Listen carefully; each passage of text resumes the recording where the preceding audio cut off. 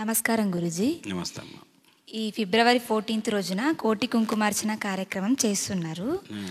అయితే భక్తులు ఎన్నో ప్రశ్నలు అడుగుతున్నారు. వాటి యొక్క ప్రశ్నలకు మీరు సమాధానం చెప్పగలరని. ఏం ప్రశ్నలమ్మా? ఫిబ్రవరి 14 కోటి కుంకుమార్చన కార్యక్రమం చేస్తున్నారు. అయితే ఫిబ్రవరి 10 నుంచి 19 వరకు గుప్త నవరాత్రులు అని ఉన్నాయి. వీటిని గుప్త నవరాత్రులు అనే ఎందుకంటారు? అంటే మనం ఇప్పుడు గుప్త నిధులు అని అంటారు. గుప్త నిధులు అంటే ఏంది? నిధులను నాటి కాలంలో రాజులు ధనాన్ని వాళ్ళు గుప్తంగా దాచిపెట్టి విలువైన వస్తువులను గుప్తంగా దాచిపెట్టప్పుడు అది గుప్త నిధి కింద అవుతుంది. అవునా? అట్లనే మరి గుప్త నవరాత్రులు అంటే ఏంటంటే ఆనాటి కాలంలో శ్యామలా శక్తిని ఆరాధించడము కేవలము రాజులు ఎక్కువ ఆరాధించేవాళ్ళు. చక్రవర్తులు, రాజులు, సంపన్న వర్ణాలు అని చెప్పబడే వాళ్ళే ఎక్కువ ఆరాధించి వాటిని సామాన్య జనావళికి అందకుండా గుప్తంగానే ఆరాధించుకొని వాళ్ళ ఇళ్ళల్లో వాళ్ళు మాత్రం ఎవరికి తెలియకుండా ఎప్పుడైతే విలువైందో అప్పుడు ఏమవుతుందంటే విలువైనది ఎప్పుడైనా అది గుప్తంగానే ఉంచుకుంటారు ఎవరైనా. ఇప్పుడు మనం కూడా ఏదైనా ఒక డైమండ్ మీ ఇంట్లో ఉందనుకోండి, అది గుప్తంగా ఉంచుకుంటారు కానీ ఎగ్జిబిషన్ చేయరు కదా. సో విలువైనప్పుడే అది గుప్తం చేయబడుతుంది. అట్లా అప్పుడు గుప్తంగా ఎందుకు ఉంచుకున్నారంటే స్వార్థ ప్రయోజనాలు కావచ్చు. ఈ విద్య మాకే సొంతం కావాలా, శ్యామలా విద్య ఎవరికి సొంతం కావద్దు, ఇది ఆచరించి ఇంకొకరు బాగుపడద్దు అనేటువంటివి ఉంటాయి.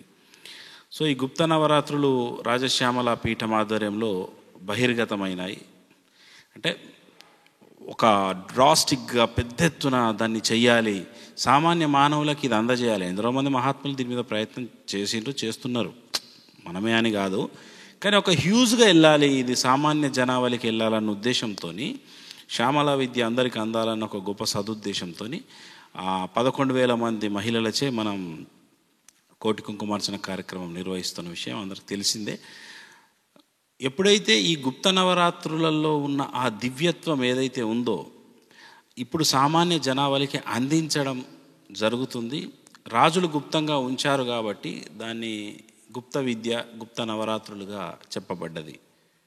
ఇకపై సామాన్యులకు కూడా ఇక అది గుప్త విద్యలు, గుప్త నవరాత్రులు అనడానికి వీల్లేదు. ఇక ఇప్పుడు ఏమిటంటే శ్యామలా నవరాత్రులు, దేవీ నవరాత్రులు, దసరా నవరాత్రులు ఎట్లా చేస్తారో రాబోయే కాలంలో ప్రపంచమంతా శ్యామలా నవరాత్రులు జనరలైజ్డ్గా చేసుకునే పరిస్థితి వస్తుంది ఈ కార్యక్రమం తర్వాత.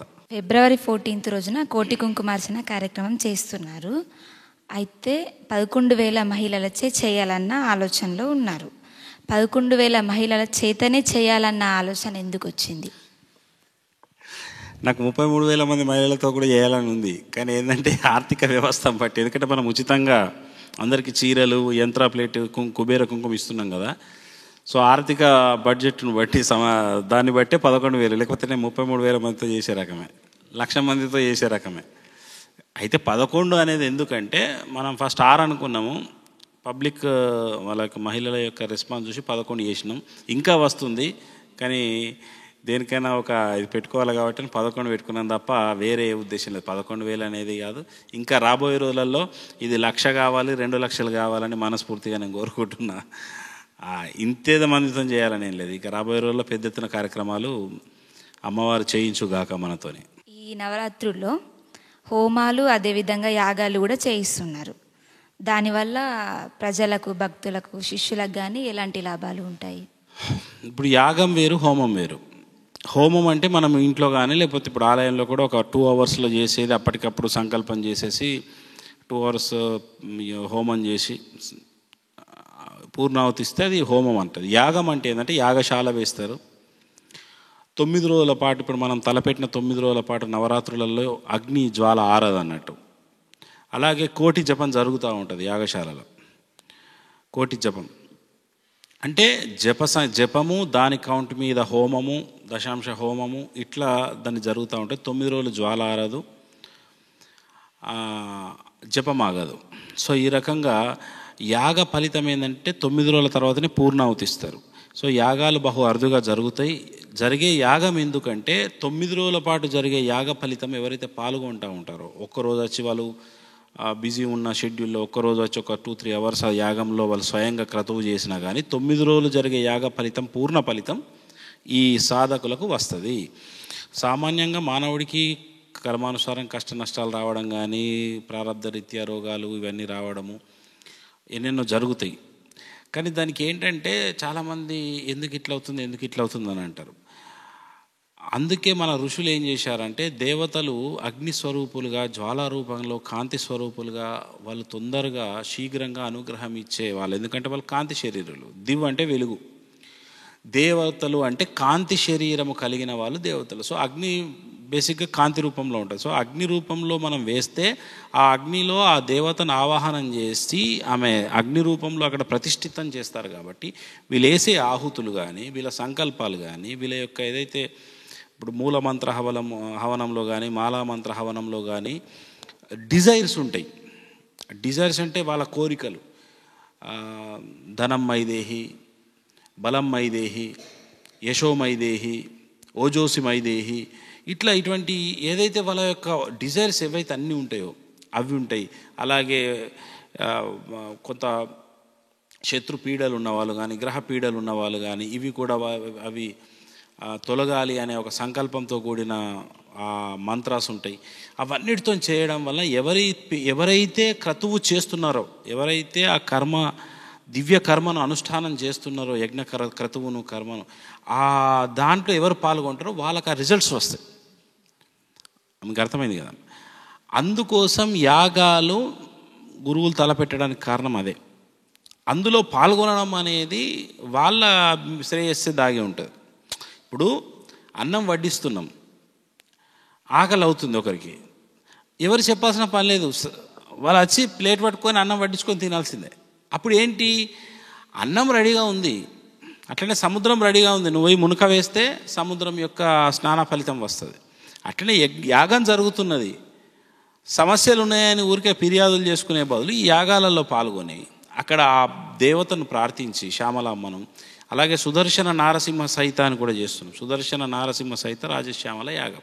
తద్వారా ఆ మహా నారసింహుడి యొక్క అనుగ్రహం, సుదర్శన అనుగ్రహం ఇవన్నీ కలగడం. ఎందుకంటే ఈ గ్రహ పీడలు, శత్రు పీడలు, అపమృత్యు భయాలు ఇవన్నీ సుదర్శన నారసింహంతో తొలగుతాయి. కాబట్టి దైవ ప్రేరణ నిమిత్తం అది, ప్లస్ రాజశ్యామల యాగం అంటే విద్య, ఉద్యోగం, వ్యాపార అభివృద్ధులు కానీ, ఈ వివాహ లేటు ఇటువంటి అంటారు కదా, ఇటువంటి అన్నీ ఏదైనా ఎనీవన్ అంటే దైవానుగ్రహం ఉంటే కర్మ దిగుతుంది అంతే. ఇక్కడ ఇది అదని కాదు, సర్వతోముఖాభివృద్ధికై ఒకటి చేస్తున్నాం. మరొక విశేష ఫలితం ఏంటంటే ఈ ప్రపంచం సస్యశ్యామలంగా వర్ధిల్లాలని రాజశ్యామలను ఆరాధిస్తున్నాం. లోక కళ్యాణం కోసం శాంతి నెలకొనాలి, ఈ ప్రపంచంలో విశ్వశాంతి నెలకొనాలనే ఒక దివ్య సంకల్పంతో కూడా నేను ఈ యాగం తలపెట్టడం జరిగింది. ఇటు భక్తుల శ్రేయస్సు దాగి ఉన్నది, ఇటు లోక శ్రేయస్సు దాగి ఉన్నది, విశ్వ శ్రేయస్సు దాగి ఉన్నది. కాబట్టి ఇటువంటి ఎన్నో ఫలితాలు యాగంతో ఇవి అవి అని చెప్పడం కాదు, అసలు వాట్ నాట్ అని చెప్పచ్చు. కాబట్టి మనం చేసుకోలేము జపం, కోటి జపం జరుగుతున్నది, మరి ఆ జప సంఖ్య ఎవరికి, ఆ జప ఫలితం ఎవరికి అవుతుంది, ఈ ఇందులో పాల్గొనే వాళ్ళకి వెళ్తుంది. మనం చేసుకోలేము, వేద బ్రాహ్మణులను పిలిచి ఇంట్లో యాగం, మరి ఇక్కడ ఈ జరుగుతున్న దాంట్లో మనం పాల్గొంటే ఆ విశేషమైన ఫలితాలు కైవసం చేసుకోవచ్చు. కాబట్టి ఇది వ్యక్తిగతంగా ఎవరికి వారు ఆ స్వీయ నిర్ణయాలు తీసుకొని ఇటువంటి యాగాలలో పాల్గొనాలని నేను కోరుతా ఉన్నాను. భక్తులు అడుగుతున్న మరొక ప్రశ్న, ఈ గుప్త నవరాత్రుల్లో కోటి కుంకుమార్చన కార్యక్రమంలో కేవలం మహిళలు మాత్రమే పార్టిసిపేట్ అవుతారా, పురుషులు రారా అని పురుషులు ప్రశ్నిస్తున్నారు. దానికి సమాధానం చెప్పండి గురుగారు. పురుషులు పాల్గొనాలని లేదు, కాకపోతే వీక్షకులుగా చూడవచ్చు. అంటే అంత కార్యక్రమాన్ని చూస్తూ హ్యాపీగా వాళ్ళు ఆ తన్మయత్వాన్ని పొందవచ్చు. అయితే మనకిది నేను పర్టికులర్గా నా ఫీలింగ్ ఏంటంటే, అమ్మవారి స్వరూపంగా మనం ఏం చేస్తామంటే మహిళలను చూస్తాం జనరల్గా, అంటే మనకున్న జనరల్ వాడుకలో అయ్యవారి స్వరూపంగా అంటే ఆ శివుడి స్వరూపంగా పురుషులను చూస్తాం. అందుకే నేను ఏం చేశానంటే ఈసారి శ్యామలామాతను 11,000 మందిలో నేను చూసుకోవాలి. ఇది నా వ్యక్తిగత ఒక నిర్ణయం అనుకోవచ్చు, లేదా ఒక ప్రేరణ అనుకోవచ్చు, నా యొక్క ఇంటెన్షన్ అనుకోవచ్చు, నా యొక్క సాధన అనుకోవచ్చు. ఇది అమ్మవారిని నేను గర్భాలయంలో ఆరాధిస్తున్నా, సంతోషమే. కానీ అమ్మవారిని ఒకసారి కదలాడే అమ్మవార్లలో నేను చూసుకోవాలంటే 11,000 మంది మహిళలలో గనక అందరికీ చీరను వాయనంగా ఇచ్చి, కానుకగా ఇచ్చి, పీఠం తరపున ఒకే రకమైన వాళ్ళు ఆ వస్త్రాన్ని ధరించి వాళ్ళ రావడం, అందరిలో నేను ఆ శ్యామలను చూసుకొని నేను అందులో ఉన్న వాళ్లకు ప్రణమిల్లాలి అన్న ఒక గొప్ప స్వీయ లక్ష్యంతో ఇది నేను చేస్తున్నది. మీరు అన్నారు ఎందుకు 11,000 అని. 11,000 కూడా నాకు నా దాహం అదేమంటారు అండి, నా యొక్క భక్తి దాహం తీరదు. అది ఇంకా ఎక్కువ చేయాలని ఉంటుంది. కానీ కొన్ని పరిస్థితుల మేరకు అది అంతవరకే ఆగుతాం. గ్రౌండ్ నిమిత్తం కావచ్చు, ఏదో ఇంకన్ని పరిస్థితులు. అయితే నడయాడే దేవాలయాలలో శ్యామలను చూసుకోవాలి, నా కల్లారా వాళ్ళందరి లోపల ఉన్న శ్యామలా తత్వానికి ప్రణమిల్లాలి అన్న ఫస్ట్ లక్ష్యం ఇది. ఇది నా ఇన్నర్, వాళ్ళ లోపల ఉన్న దైవతత్వాన్ని దర్శించాలి అనే ఒక కోరిక. రెండవది ఏంది, అలా ఒక యోగి వాళ్ళలో ఉన్న ఆ శ్యామలా తత్వాన్ని దర్శించుకొని ఎప్పుడైతే ప్రణమిల్లి వాళ్ళ లోపల ఉన్న శ్యామలను చూస్తూ తను ఆ శక్తికి దాసోహం అవుతాడో అప్పుడు ఆటోమేటిక్గా అక్కడ శక్తి యొక్క విజృంభణ అవుతుంది, అంటే ఎన్హాన్స్మెంట్ అవుతుంది. అప్పుడు సాధకులకు జీవుడికి మేలు జరిగి వాళ్ళ లోపల ఉన్న శక్తి అభివ్యక్తమై వాళ్ళకు కూడా శ్రేయస్సు కలగడము, ఆ జీవుడికి కూడా మంచిది. తద్వారా వాళ్ళు మోక్ష మార్గాన్ని తొక్కుతారు, మోక్ష మార్గం వాళ్ళలో తెలియబడుతుంది అన్న ఉద్దేశంతో శ్యామల తత్వంగా నేను ఆ శక్తి తత్వాన్ని ఆరాధించాలన్న ఉద్దేశంతోనే మహిళల మూర్తులను పెట్టాను. పురుషులందరూ ఆహ్వానితులే, పురుషులందరూ చూడవచ్చు, అందరూ చూడవచ్చు. అయితే వీళ్ళు కూడా ఫీల్ అవుతున్నది విపరీతంగా ఉన్నదని తెలిసి ఈ శివరాత్రికి ఏం చేస్తున్నామంటే మళ్ళీ పురుషుల కోసం ప్రత్యేకంగా, అంటే of course as well as Gauri శంకరులకి ఇప్పుడు పార్వతీ పరమేశ్వరులు అర్ధనారీశ్వర తత్వంగా నేనేం చేస్తున్నా అంటే 33,000 మంది స్త్రీ పురుషులు ఎందరైనా రావచ్చు, దంపతులుగా రావచ్చు, 33,000 మందితో మహామృత్యుంజయ యంత్రం ఇచ్చి, మహామృత్యుంజయ రుద్రాక్షనిచ్చి, గోభస్మాన్ని ఇచ్చి భస్మార్చన చేపియబోతున్నాం. అది సుమారు 6 కోట్ల భస్మార్చన అవుతుంది. 6 కోట్ల భస్మార్చన చేపియబోతున్నాం. 6 కోట్లు. మహామృత్యుంజయ సామూహిక పారాయణ, మహామృత్యుంజయ మంత్ర సామూహిక పారాయణ 33,000 మంది, ఒక్కొక్కరు సహస్రం అంటే 1000 సార్లు చదివితే 3,30,00,000 మీకు జపం అవుతుంది. అంత గొప్ప కార్యక్రమం. మళ్ళీ శివరాత్రికి 20 రోజులు కాదు, మళ్ళీ రెడీ ఉంది కార్యక్రమం. కాబట్టి పురుషులు రెడీ ఫర్ శివరాత్రి. ఈ కార్యక్రమం మిస్ అయినామో అనుకోకండి, ఆ కార్యక్రమంలో మొత్తం మీదే రాజ్యం అని చెప్పి నేను చెప్తున్నా. అయితే ఈ 11,000 మహిళలకు మధ్యాహ్న వేళ తిని, అంటే పుష్టిగా తిని 3:30 నిమిషాల వరకు ఇక్కడ ఉంటే స్టార్ట్ చేయాలి కార్యక్రమం అని చెప్తున్నారు. ఎందుకు తిని రావాలి అని అడుగుతున్నారు భక్తులు. ఎందుకు తిని రావాలంటే ఖాళీ కడుపుతో ఉంటే ఏ అమ్మ అంగీకరించదు. ఇప్పుడు వాళ్ళ ఇంట్లో ఉన్న ఒక పాప ఉంది. నేను ఇక్కడ దేవత భక్తుల సంబంధం చెప్తలేను, తల్లి బిడ్డల సంబంధం చెప్తున్నా. రాజశ్యామలను అమ్మగా ఫీల్గా అంటున్నా నేను. నువ్వు దేవత ఏదో దూరం పెట్టుకోండి. దేవత అంటే మనం ఏదో అంటు ముట్టు మైల అని మనమే దూరం చేసుకుంటున్నాం. నువ్వు తల్లిగా ఫీల్గా, నేనైతే రాజశ్యామలను తల్లిగా ఫీల్ అవుతాను, జగజ్జననిగా ఫీల్ అవుతాను. అప్పుడు జననికి తన బిడ్డగా నిన్ను అనుకుంటే ఏ తల్లి బిడ్డ ఆకలిని చూసి ఓర్చుకుంటుంది నాకు చెప్పు. ఇప్పుడు వాడికి తిని రాడు, చక్కెర వస్తుంది, సరిగ్గా అర్చన చేస్తాడా? మహిళ ఒక మాతృశ్రీ తిని రాదు, వారు అర్చన ఎలా చేయగలుగుతారు? చక్కెర వస్తుంది, కొందరికి బీపీలు ఉంటాయి, షుగర్లు ఉంటాయి, ఏవేవో హెల్త్ ప్రాబ్లమ్స్ ఉంటాయి. అందుకే ఏ గ్రంథాలు మీరు ఖాళీ కడుపుతో ఉండాలి అని చెప్పలేదు. అయితే నువ్వు టిఫిన్ చేస్తావా, పండ్లు బాగా తింటావా, లేదు అన్నమే తినేస్తావా, కానీ కడుపును ఖాళీ కడుపుతో ఉంచకండి. కొంత మనము శక్తివంతంగా ఉండడానికి తీసుకోవచ్చు ఆహారం అనేది నేను చెప్పిన. అందుకే వాళ్ళ పిల్లలకు ఆకలితో ఉంటే ఆ తల్లి ఎట్లా చూడదో, ఈ తల్లులు ఆకలితో ఉంటే ఈ పెద్ద తల్లి చూడదు, అంటే శ్యామల తల్లి చూడదు. కాబట్టే నేనేం చేస్తున్నంటే మంచిగా మీకు ఇష్టం ఉన్న ఆహారము, శాకాహారము, లేదా ఫ్రూట్స్ తింటారా లేదా టిఫిన్స్ చేస్తారా అది మీ ఇష్టం, కానీ ఖాళీ కడుపుతో ఉండకండి. మళ్ళీ కార్యక్రమ తదనంతరం 7:30 ఆ టైంలో మీ దగ్గరికి ఒక మంచి పులిహోర ప్రసాదం, ఒక 200 గ్రాముల మంచి కడుపు నిండేటట్టు అమ్మవారి మళ్ళీ ఇక్కడ కడుపు నింపుతుంది. కాబట్టి తిని రావకపోవడము పూజ అంటే మనం పొద్దున్నుంచి ఉపవాసం ఉండి ఎప్పుడెప్పుడు అవుతుందా ఈ పూజ అనే ఈ నిరాశ కాదు. దయచేసి ఇది గురువాక్యంగా తీసుకోండి, మీకు ఏ దోషం లేదు. నేను చెప్తున్నా, మీరు పుష్టిగా తినిరండి. కాకపోతే మరీ బుక్తాయ సంగతి తిని రాకండి నిద్ర వచ్చేటట్టు. పుష్టిగా తినమన్నాం అంటే మనం ఖాళీ కడుపు ఉండకుండా తినమన్నాం అంతే. ఇది దాంట్లో ఏం దోషం లేదు, ఏ అపోహలు అవసరం లేదు. తింటే మళ్ళీ స్నానం చేసి రావాలన్నా ఇవేం అవసరం లేదు, అది కూడా లేదు. లేదు తినేసి హ్యాపీగా రండి, ఏం కాదు.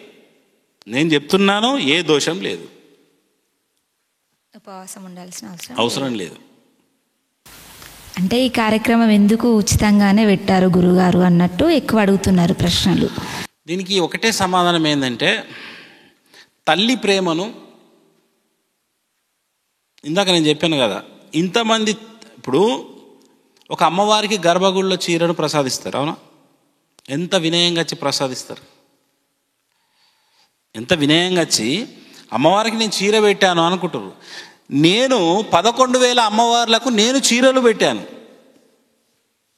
అప్పుడు నేను అంతే వినయంగా నేను 11,000 రాజశ్యామలకు పెట్టాననే ఫీలింగ్ నాది. అప్పుడు దాంట్లో ఉచితం అనే మాట కరెక్ట్ కాదని చెప్తున్నా ప్రతిసారి. ఏమంటున్నా, అమ్మవారి యొక్క ప్రేమ కానుక ఒక తల్లి బిడ్డకిస్తున్నది. అక్కడ ఉచితము అనుచితము వేల ధర వీటికి సంబంధం లేదు. అమ్మ మీకు సేవ చేస్తుంది. ఈసారి తన బిడ్డలలో ఒకే రకమైన చీరలలో చూసుకొని మురిసిపోతుంది రాజశ్యామల. ఆమె మురిసిపోవడాన్ని నేను చూసి నేను కూడా మురిసిపోతా. కాబట్టి అది ఉచితం అనే వర్డ్ కూడా కరెక్ట్ కాదు.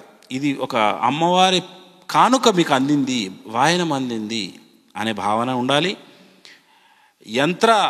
అమ్మవారి యొక్క యంత్ర కూడా రావడం ఒక పెద్ద విశేషం.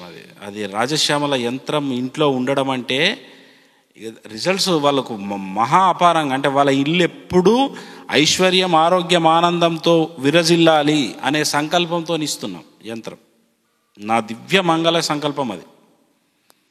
ఎక్కడ రాజశ్యామల యంత్రం ఉంటుందో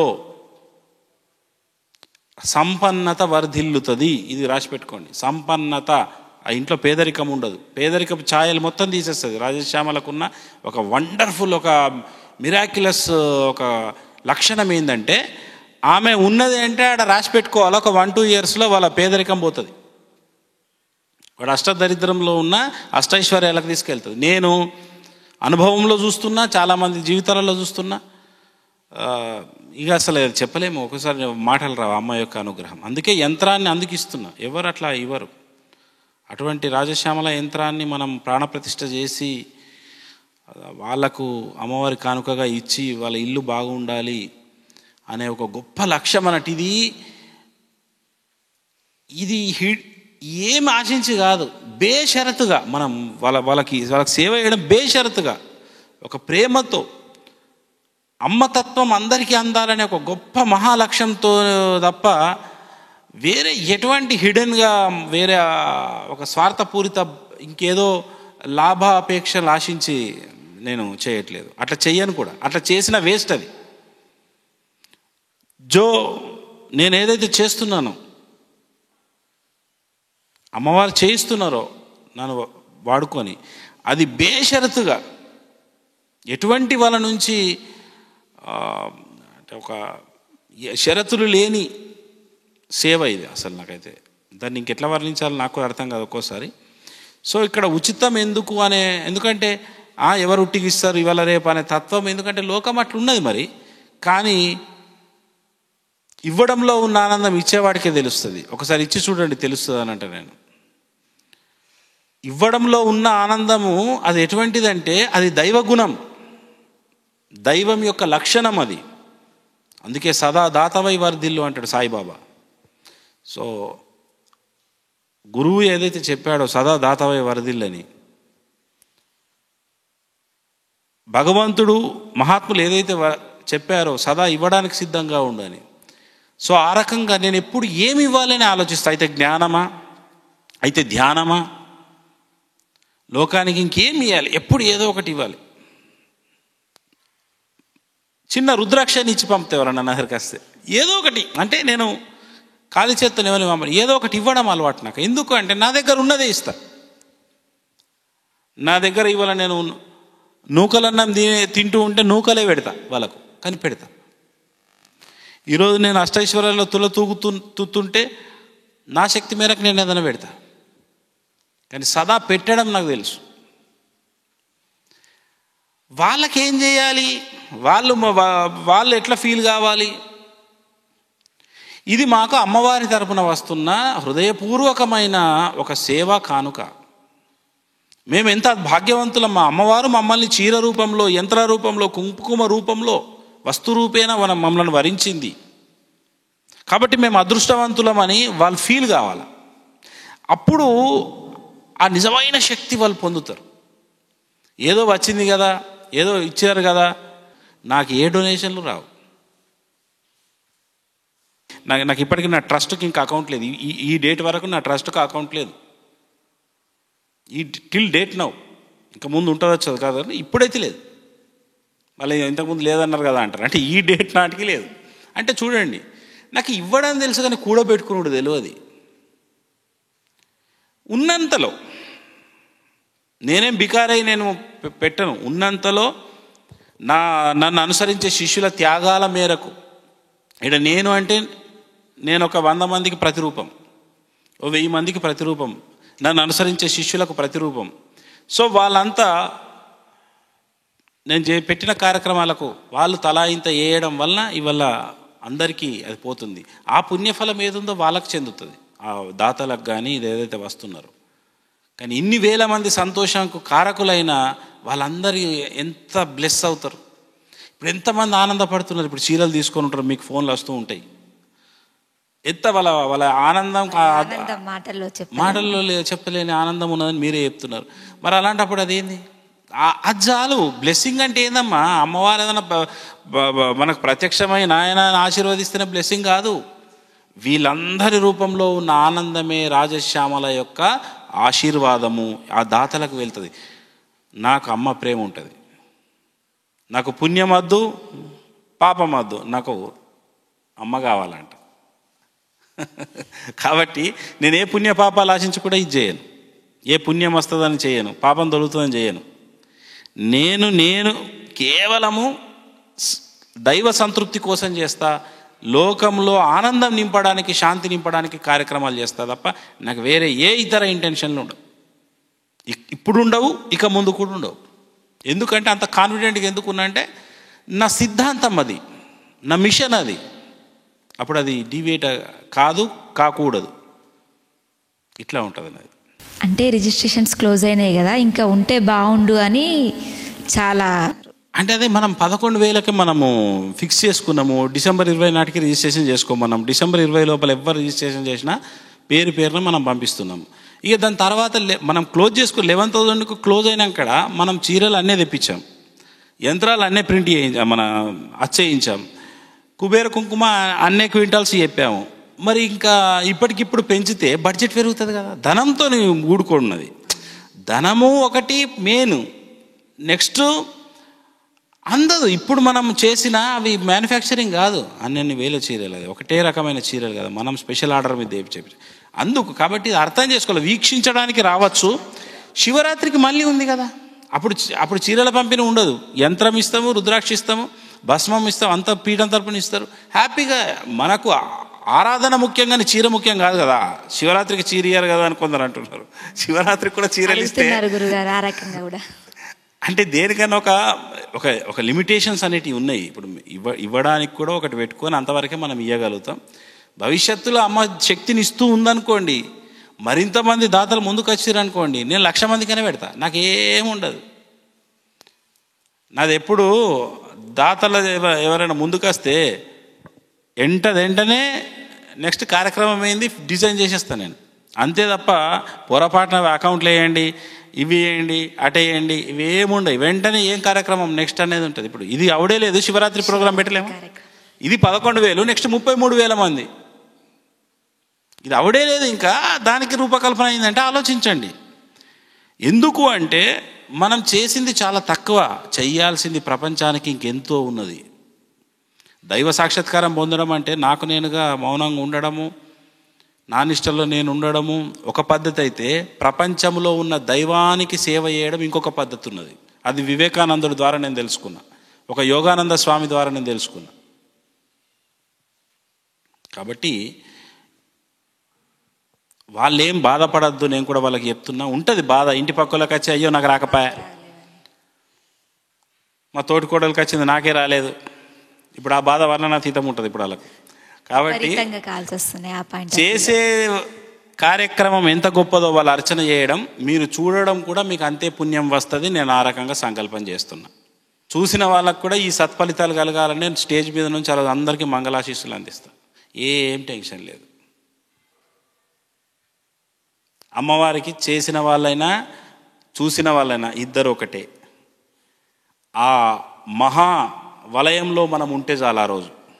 కాబట్టి ఎవరు బాధపడద్దు. శివరాత్రికి ఈ అవకాశం మళ్ళీ వినియోగించుకుందాం. అంతెందుకు, ఇప్పుడు 10 నుంచి 18 వరకు ఉంది. 14 నాడే ఎందుకంటారు, 10 నాడు వచ్చేట కుంకుమార్చన చేసుకోండి.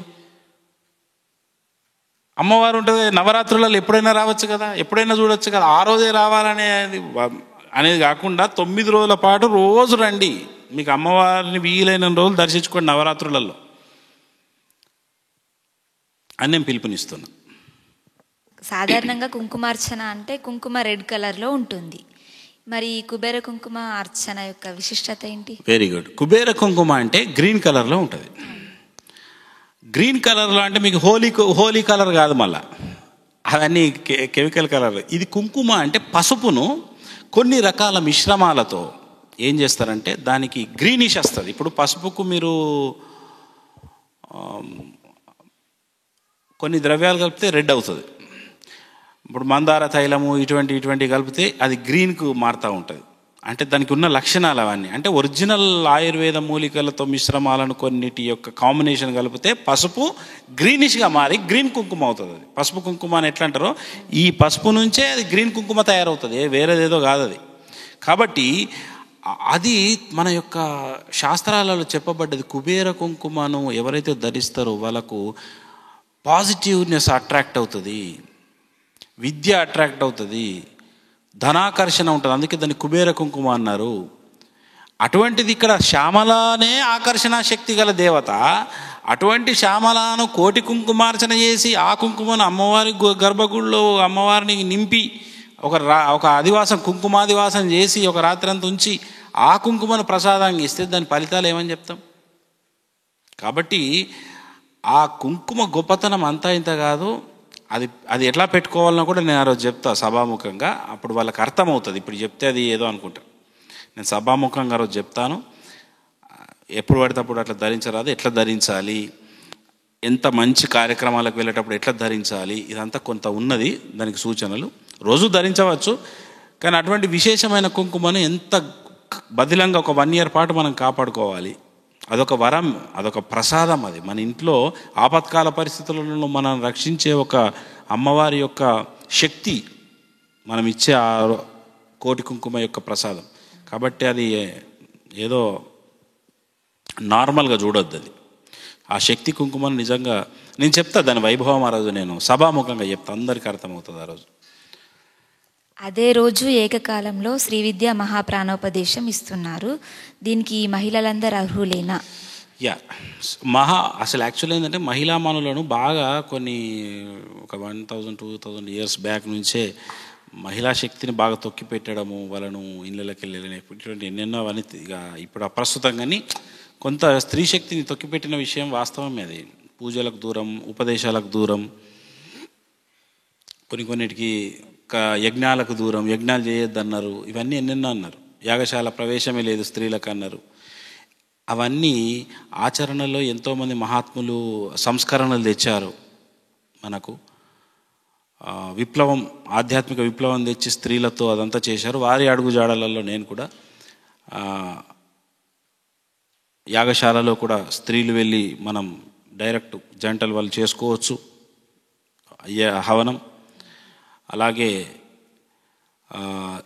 శ్రీ విద్య మహాప్రాణోపదేశం, ముఖ్యంగా స్త్రీ చాలామందికి తెలియదు. ఒక మహిళ గనక ఇంట్లో ఈ శ్రీ విద్య సాధన నేను చెప్పినట్టు చేస్తే డైలీ ఒక 10 నిమిషాలు 15 నిమిషాలు వాళ్ళకి వీలైనప్పుడైనా సరే, ఎంత వీలైతే అంత నేను చెప్పినట్టు, అందుకే యంత్రం ఇస్తున్నాం, దానికి తగ్గ సాధన నేర్పిస్తున్నా, చెప్పినట్టు చేస్తే వాళ్ళ ఇంటికి ఈమెనే ఒక శక్తిగా మారి పిల్లలను, భర్తను, ఇంట్లో ఉన్న ప్రతి పరిస్థితిని ఈమె యొక్క సంకల్ప శక్తితో ఏ రకంగా గృహాన్ని స్వర్గసీమగా మార్చుకోవచ్చో నేను ఆ రోజు చెప్పబోతున్నాను.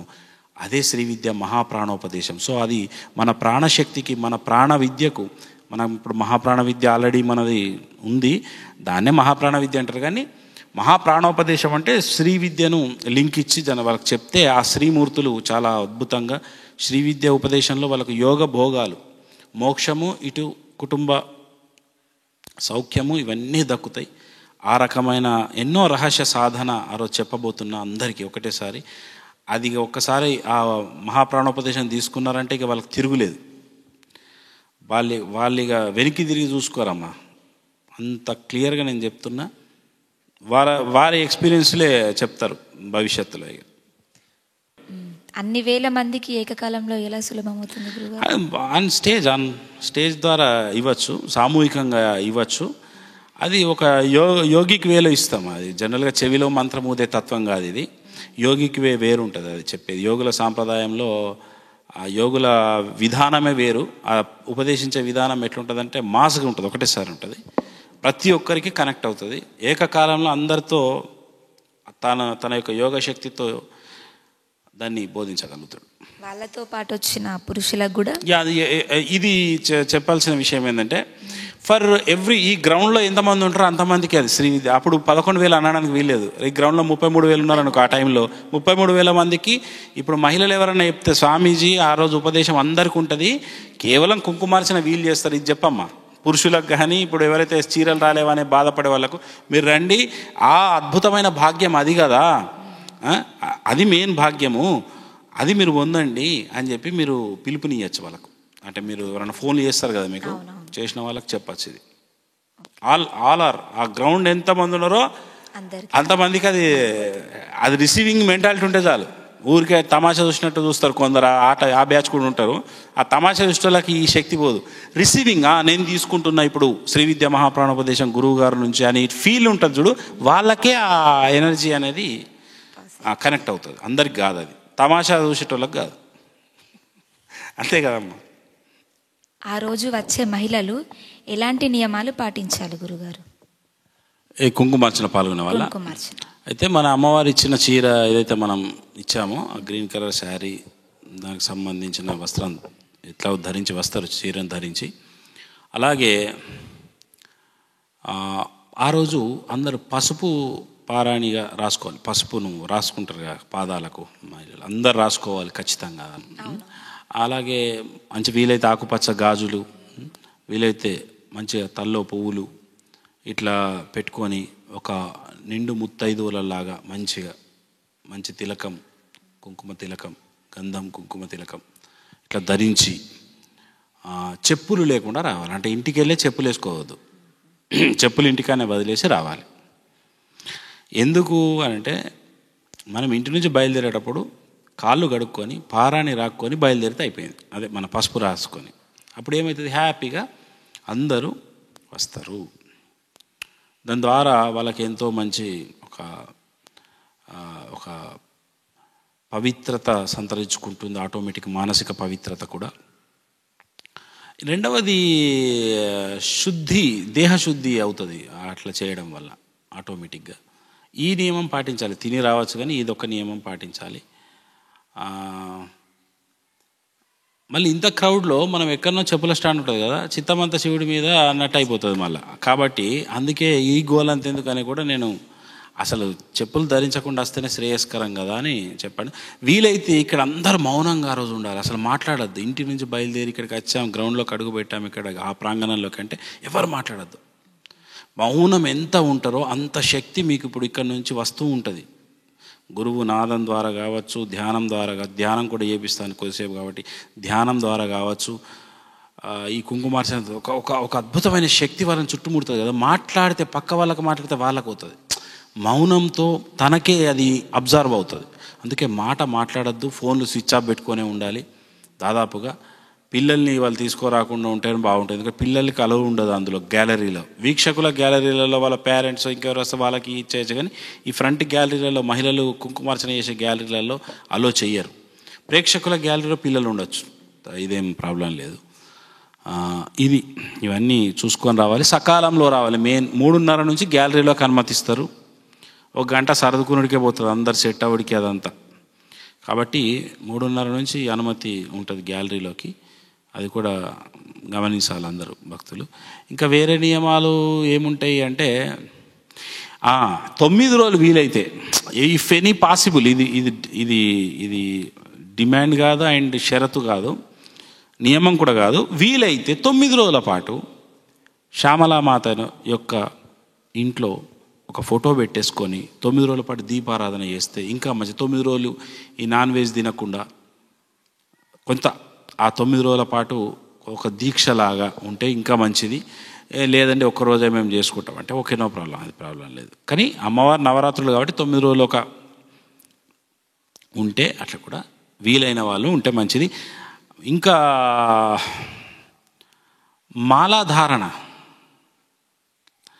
మాలాధారణ కూడా చేసుకోవచ్చు. అమ్మవారి యొక్క మరకత మాల వేసుకొని 9 రోజుల పాటు 9 రోజుల పాటు దీక్షలు ఉండే వాళ్ళు కూడా అడుగుతున్నారు, వాళ్ళు ఉంటారు, చాలామంది అంటున్నారు. 9 రోజులు దీక్షలు ఉండొచ్చు, మాలాధారణ చేసి శ్యామల మాలను వేసుకోవచ్చు, మరకత మాలను వేసుకొని చాలా బ్రహ్మాండంగా ఉంటుంది. అది కూడా మీరు చెప్పచ్చు వాళ్ళకి నియమాలలో ఎవరైనా ఇంట్రెస్ట్. ఇవే ఇంకా నియమాలంటే ప్రత్యేకంగా దాదాపు అన్నీ వాళ్ళకు చెప్పడం జరిగింది. ఇట్లా వస్తే చాలు. ఇంకా మెయిన్ ఏంటంటే ఏ మంగళహారతి ప్లేట్ తెచ్చుకోవాల్సిన పని లేదు, పసుపు కుంకుమలు ఏ బ్యాగు ఏ బుట్టి అవసరం లేదు. ఫ్రీగా రండి, హ్యాపీగా అన్నీ ఇక్కడనే ప్రొవైడ్ చేస్తాం. ప్లేటు, కుంకుమ, కింద పెట్టుకునే ఇంకొక ఆసనం, ఏది మన